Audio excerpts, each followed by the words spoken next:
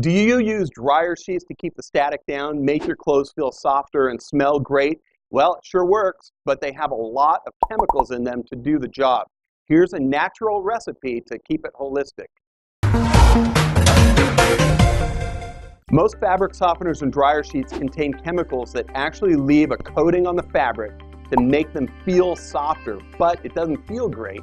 If you prefer to be chemical-free, here's a recipe for dryer sheets that's easy and works great. First, you're going to need 5 ingredients: 2 cups of white vinegar, 2 cups of water, 1/8 cup of vegetable glycerin, 10 to 20 drops of essential oils. This is optional if you want to limit the vinegar odor. Cotton cloth for dryer sheets.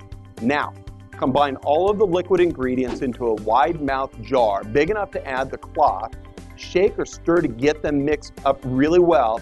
Time to add your cotton cloths, pushing them down to the liquid until they're all submerged. You can use an old 100% cotton t-shirt, cut it up to like 5 by 5 inches squares, or tear them into strips. Cotton washcloths are easily found at discount stores, and those are great as well. Just make sure whatever you use, it's 100% cotton.